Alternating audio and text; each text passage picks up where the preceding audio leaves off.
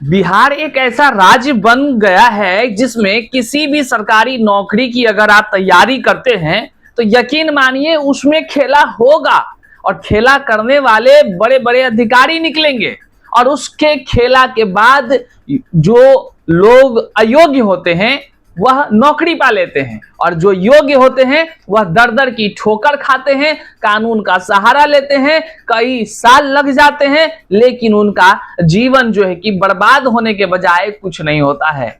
हम बात कर रहे हैं अभी हाल ही में सिविल कोर्ट में जो है कि रीडर की बहाली हुई और इस जो सिविल कोर्ट की बहाली में जो गजब का फर्जीवाड़ा हुआ है, आप सुन के दांतों तले उंगली दबाने लगेंगे। आप कहेंगे कि जैसे टीआरई 1, 2, 3 में भी कई सारे लोग फर्जी प्रमाण पत्र के सहारे या यूं कह लीजिए कि सरकार के आंखों में, आयोग के आंखों में धूल झोंककर नौकरियां हासिल कर लिया। कई लोगों को खुद विभाग जो है कि पकड़ कर उसको जो है कि सेवा मुक्त भी कर दी। कई सारे लोग ऐसे भी थे जो योग्य ही नहीं थे, जो पात्र ही नहीं थे, लेकिन उसको टीआरई 1, 2, 3 के क्रम में नौकरियां बांटी गई और वैसे लोगों का पोल भी सरकार के ही कर्मचारियों ने जांच में खोला है और कई सारे को रद्द हुई नौकरी, कई सारे अभी भी नियोजन इकाई वाले का अभी भी मैटर चल ही रहा है। एक जिला से 200-300 लोग फर्जी निकल रहे हैं। वेतन वापसी, सेवा मुक्त के साथ साथ जो है कि जेल वाला भी कार्यक्रम चल रहा है। लेकिन यहाँ एक गंभीर सवाल उत्पन्न होता है कि कोई भी नौकरी में बिहार में आखिर खेला कैसे हो जाता है? कौन कौन सफेद पोस्ट हैं जो इस खेल को अंजाम देते हैं, जो योग्य युवाओं के जीवन को बर्बाद कर देते हैं? अब ताज्जुब की बात तो यह है कि जब कानूनी वाले कोर्ट के अर्थात सिविल कोर्ट के बहाली हो और उसी बहाली में खेला हो जाए तो आश्चर्य तो होगा ही, हैरान तो होंगे ही। और खेला इस तरह से हो जिसका खुलासा जो है आरटीआई से हो रहा है। आरटीआई करने के बाद जब जवाब आती है तो पता चलता है कि जिस व्यक्ति को नौकरी लगा है वह व्यक्ति तो जो है कि पास ही नहीं हुआ था, वह टाइपिंग टेस्ट में पास ही नहीं हुआ था, लेकिन उस व्यक्ति को केवल इंटरव्यू में बैठने ही दिया गया नहीं बल्कि उसको नौकरी भी दे दी गई। लेकिन उसी जगह जो लोग सब कुछ आहारता रखते थे, जो टाइपिंग टेस्ट में पास हुए थे, उन लोगों को नौकरी ही नहीं हुआ। हैरान करने वाली बात है। आज के इस फर्जीवाड़ा के महाखुलासा में आप जो है कि लास्ट तक बने रहे तो जरूर सारी चीजों को समझ जाइएगा। करते हैं शुरू। उससे पहले नमस्कार स्वीकार कीजिए, मैं हूं हरे कृष्ण प्रकाश और आप देख रहे हैं साहित्य आजकल। साहित्य आजकल का मतलब ही है वह सच्चाई जो जाननी आपके लिए है बेहद आवश्यक। साथियों, चैनल पर नए हैं तो नीचे सब्सक्राइब का बटन है, सब्सक्राइब कर लीजिए ताकि इस तरह के जो महत्वपूर्ण जानकारी वाला वीडियो है आप तक तुरंत पहुंच सके। करते हैं मुद्दे की बात। देखिए, हाल ही में सिविल कोर्ट की बहाली में बड़ा फर्जीवाड़ा का मामला सामने निकल कर आया है। केवल फर्जीवाड़ा का अगर मामला होता तो चल भी जाता कि चलो ठीक है, एक साधारण सा स्कैम हुआ है, लेकिन यहाँ स्कैम नहीं, बहुत बड़ा धांधली हुआ है, जिसको लेकर अभ्यर्थियों ने जब आरटीआई किया तो उस खुलासे के बाद अभ्यर्थी खुद हैरान हो गए और अपने हक अधिकार को पाने के लिए न्यायालय का दरवाजा खटखटा चुके हैं। और न्यायालय से अब जो उम्मीद है वह उम्मीद उनकी नौकरी का तो है ही, और जो लोग गलत तरीके से एंट्री लिए हैं वे लोगों की नौकरी खत्म का भी उम्मीद है। पूरी जानकारी हम आपको बताते हैं। देखिए, यहाँ स्क्रीन पर हम यहाँ आपको अखबार का कट दिखा रहे हैं और इसी आधार पर सारी जानकारी हम आपको बता भी रहे हैं। हद है, टाइपिंग टेस्ट में फेल हुआ फिर भी इंटरव्यू में शामिल और बन गए कोर्ट में रीडर। आपको बताते चले कि जो है कि लगातार जो है कि सिविल कोर्ट में बहाली की प्रक्रियाएं होती रहती है और उसमें जो है कि लोग एग्जाम देते हैं, टाइपिंग टेस्ट देते हैं, इंटरव्यू देते हैं और फिर उसकी ज्वाइनिंग होती है। अभी हाल ही में ये तमाम जो है बहाली की प्रक्रियाएं हुई थी, जिसके तहत जो है कि कई सारे लोग जो है कि उसमें सेलेक्ट हुए हैं और सिविल कोर्ट में जो है कि कह लीजिए या पटना के सिविल कोर्ट हो या हर जगह के सिविल कोर्ट, हाई कोर्ट वगैरह सब में, ये सब में उनकी बहाली लगती है, उनका नौकरी लगता है।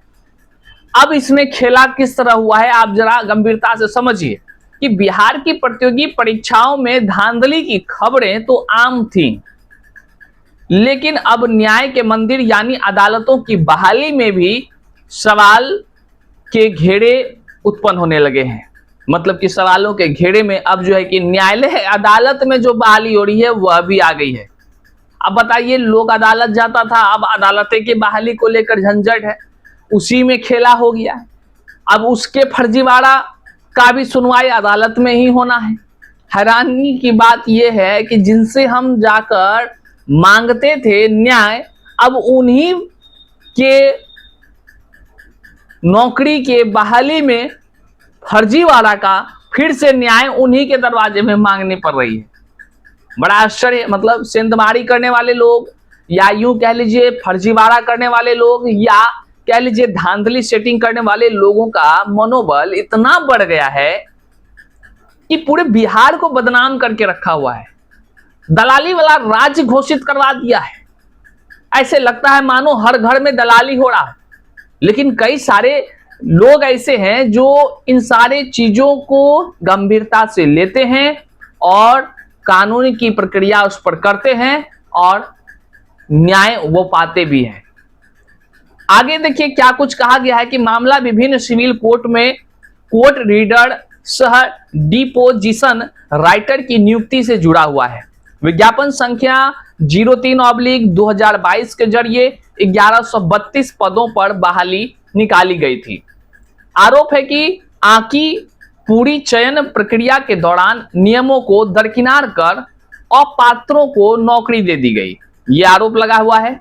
इस गड़बड़ी के खिलाफ अब पटना हाई कोर्ट में रीट याचिका जो है कि दायर कर दी गई है। इस बहाली के लिए तत्कालीन जिला एवं सत्र न्यायाधीश पटना की संयोजक बनाया गया था। सुप्रीम कोर्ट के स्पष्ट आदेश हैं कि बहाली प्रक्रिया के बीच के नियमों में बदलाव नहीं किया जा सकता है। वरीय अधिवक्ता इस केस को देख रहे हैं और वो कह रहे हैं कि यह पूरी तरह से खिलवाड़ हुआ है और यह अवैध है। अवैध तरीके से नौकरी हासिल करने वालों का तो नौकरी जाएगा ही, लेकिन बड़ा सवाल उत्पन्न होता है कि नौकरी की प्रक्रियाओं में छेड़छाड़, अधिकारियों की कहीं जो कह लीजिए कि खुद का सेटिंग गेटिंग का खेल, ये सारे चीज इस तरह संकेत उत्पन्न कर रहे हैं कि बिहार में किस तरह भ्रष्टाचार चरम सीमा पर है।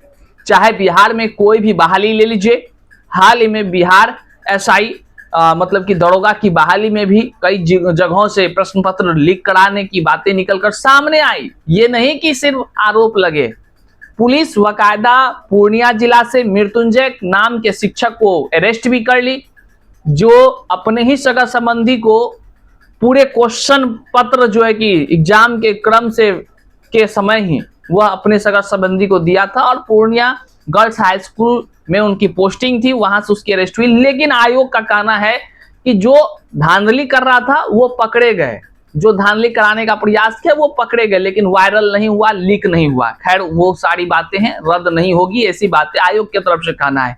अब तो अगला जो है कि उनका चरण जो परीक्षा का वो अभी शुरू हो गया है। खैर उस पर नहीं हमको जाना है। अब अगर आप दूसरी बहाली देखिएगा तो अभी हाल ही में बीपीएससी एईडीओ में धांधली हुई और वो परीक्षा रद्द हो गया। केवल इतना ही नहीं, और इससे पहले देखिएगा तो बीपीएससी टीआरई 3.0 पेपर लीक हुआ था, रद्द हुई थी, फिर से टीआरई 3 की एग्जाम हुई और जो एग्जाम हो चुकी थी पहले टीआरई 1, 2 उस सब में भी लोग, कुछ लोग नहीं कई संख्या में लोग ऐसे थे जो आयोग की आंखों में धूल झोंके थे, जो सरकार के आंखों में धूल झोंककर नौकरियां हासिल किए थे। लेकिन प्रथम जांच के क्रम में, डॉक्यूमेंट्स जांच में जो है कि जब नौकरी देने के बाद शुरू हुई तो उसमें कई सारे लोग अयोग्य पाए गए। बीएड टीएड का भी सर्टिफिकेट नहीं था उन लोगों के पास, ऐसे ऐसे कुछ महारथी थे जिसका सब्जेक्ट भी नहीं मिल रहा था, लेकिन वो टीचर बन गए थे, सुबह निकाला गया। और अभी भी सरकार को ये है कि कई सारे लोग जाति, आय, निवास और उसके बाद जो है बीएड, डीएलएड, सीटेट, एस्टेट, इन तमाम प्रमाण पत्रों में धांधली कर, खरीद बिक्री कर जो है कि नौकरी हासिल जो लोग किए हैं उसकी जांच चल रही है। बड़े व्यापक संख्या पर आने वाले दिनों में फर्जीवाड़ा का खुलासा होगा। लेकिन अभी जो सिविल कोर्ट का यह मामला है बड़ा ही अचंभित करने वाला है। इस तरह अगर होता रहेगा किसी भी बहाली, किसी भी नौकरी में, तो योग्य युवा सोचने पर मजबूर हो जाएंगे कि आखिर किस प्रतिस्पर्धा के दौर से हम लोग नौकरी के लिए गुजर रहे हैं। सरकार को इस पर चिंतन करनी चाहिए। इस वीडियो को एक बार जरूर शेयर कीजिए। चैनल पर नए हैं तो सब्सक्राइब कीजिए। मिलते हैं अगले वीडियो में, तब तक के लिए जय हिंद।